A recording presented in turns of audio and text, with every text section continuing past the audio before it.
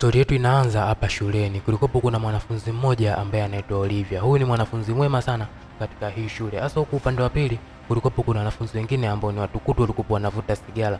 Mwalimu wao akaja, "Vipi mnafanya nini hapo?" Basi yule mwanafunzi mmoja alikuwa ni mtukutu sana kwa sababu wazazi wake walikuwa na uwezo wa kifedha. Hivyo basi alikuwa ni jeuri, kila anachoambiwa na walimu wasikilizi. "Nyinyi mko mnafanya nini hapo?" Basi yeye ujeuri kuendelea. Baadaye bwana mwalimu akamruhusu kwa sababu mwanafunzi yule alikuwa ni jeuri sana pale shuleni. Hasa huku darasani tunakutana na yule mwanafunzi mwema sana pale shuleni ambaye ni Olivia. Yeye alikuwa anapenda sana kucheka na watu, kuongea na watu vizuri. Basi alikuwa hana baya, yeye hagombani na mtu na wala hachukiani na mtu. Yeye anachojua yeye ni kuongea na watu tu vizuri. Sasa akiwa anaendelea na kazi yake, yule mwanafunzi mtukutu akamfuata hapa. Akaanza kumwambia, "Olivia, unaniingilia katika mambo yangu na unachokifanya ipo siku utakuja kujutia." Lakini Olivia alikuwa hashtuki kabisa kwa zile mwembe alizokuwa anafanywa na yule. Alikuwa kazi yake yeye ni kujibizana, simamia tu katika haki. Akachukua juisi ya rafiki yake aliyokuwa anakunywa akammwagia. Basi Olivia alijisikia vibaya sana. Wanafunzi wengine walikaja pale kujaribu kumbembeleza, lakini Olivia naye aliondoka. Hasa kesho yake ni asubuhi, Olivia anakuja kuamshwa na mama yake. "Vipi mwanangu, hauendi shule?" "Najisikia vibaya, naona kama naumwa." "Oh, kumbe basi inabidi nikupeleke hospitali." Basi akampeleka hadi kwa daktari na akaambiwa kuwa hali ya Olivia haiko vizuri. Inaonekana kuwa Olivia ana ugonjwa ambao unamsumbua muda mwingi sana, lakini na hatakiwi kabisa kuwa na pressure wala misukosuko. Ni noma eh. Sasa huku usiku ya leo alivyorudi, babake akaja kumtembelea na akamwambia kuwa, "Mwanangu, inatabidi usigombane na watu sana kwa sababu unajua hali yako ilivyokuwa." Akamwambia, "Sawa baba, mimi sitagombana na watu." Basi kabla tujaendelea na kukumbusha kubonyeza kialama cha kusubscribe katika channel yetu hii ya E7 Flix ili uwe mwanafamilia ya channel hii, na usisahau kuturn on notification bell ili upate notification pale tunapoachia kazi mpya. Sasa tukija huku shuleni, huyu mwanafunzi mkorofi akamfuata mwanafunzi mwingine mpole. Akaanza kumwambia, "Kwa wewe, mbona unakaa sehemu ambazo si zako?" Basi akaanza kumfanyia ukorofi na yule.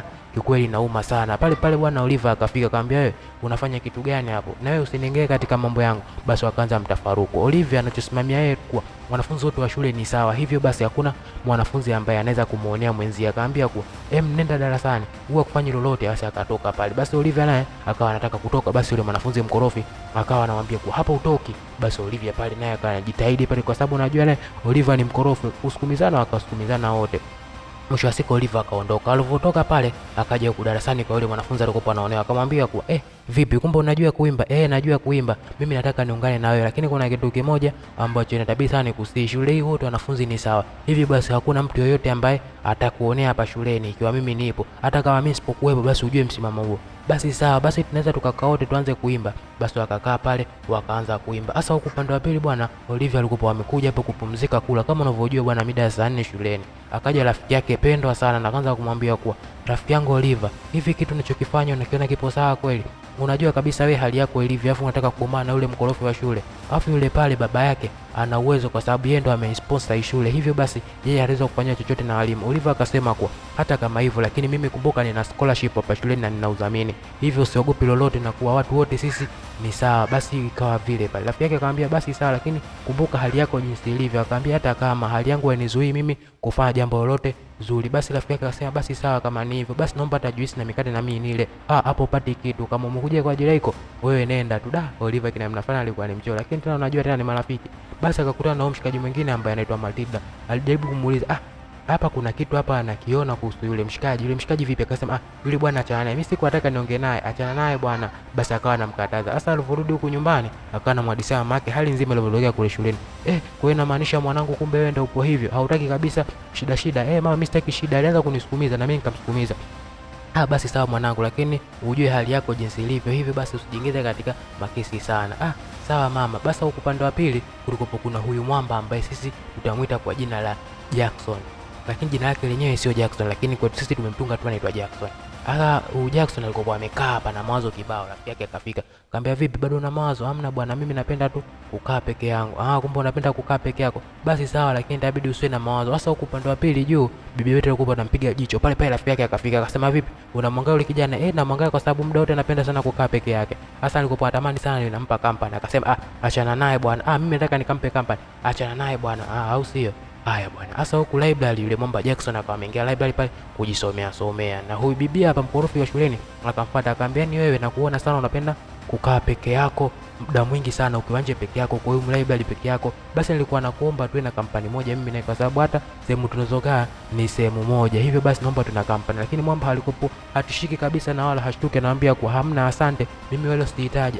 Basi tunaweza tukatoka out. Hamna bwana, mimi sihitaji muda mwingi sana, mimi nipo busy na masomo yangu. Ni hivyo basi, sawa. Hasa huku bibi Beti bwana akawa anaongea na yule mwanamke, anaambia kwa kiukweli bwana, mimi nahitaji yule urafiki naye. Akasema bwana, achana naye yule. Niachane naye.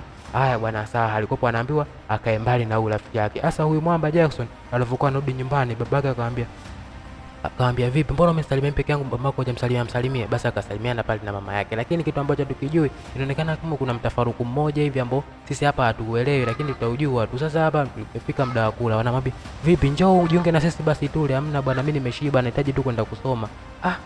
Ilikuwa ni noma. Baba kuna kitu kama kilikopo kinamuumiza, lakini hakuwa na la kusema. Akasema hamna shida bwana. Hasa huko upande wa pili, mwamba Jackson alikuwa amekuja shuleni na kuna huyu mwanafunzi ambaye alitokea hapa kumfuata. Sasa alipokuwa anamfuata hapa, akaanza kama kutaka ula karibu naye, lakini mwamba akawa anamkataa. Baadaye bwana, ilikopo ni library, mshikaji anachagua vitabu, bie kamuona, akataka kwenda tu, kuna rafiki yake akatokea, akamwambia achana naye bwana, usifuate.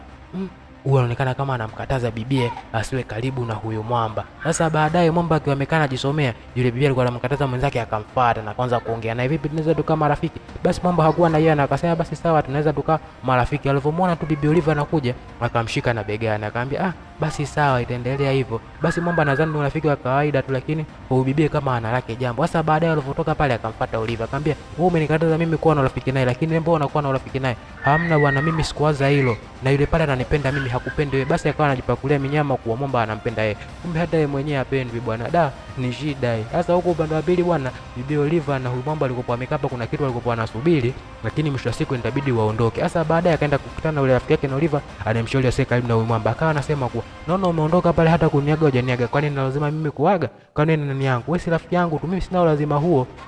Alikopo anajiweka kama yeye ndo mtu wake, lakini kumbe ni marafiki. Basi mwamba baada ya kumuona yule msichana na mambo mengi, akaamua tu kumfanya kuondoka zake pale. Sasa ya leo bwana, huyu alikuwa ameshika mchoro wa picha yake, anasema huu mchoro nani kachora? Lakini sasa huu mchoro nyuma yake aliochora ni Oliver, yule msichana ambaye anataka kuwa karibu naye, lakini anakataza. Alivyoangalia aliuona, lakini akawa anafanya kama kuto kumjua hivi.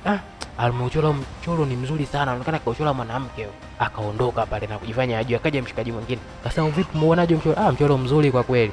Huyu mtu aliochora mchoro huu mimi namtafuta. Hasa yule bibi alipotoka pale, akaenda kufuata bibi Beti na kumwambia kuwa mimi kwa kitu ulichokifanya mimi sijakipenda kabisa. Kwa nini sasa uchole mchoro wako na ukampe? Hamna bwana, mimi sijaenda kumpa yule mchoro wangu, na mimi niliweka ndani ya begi, kila kiutafuta mchoro wake auone. Ni shida hii, ni noma sana.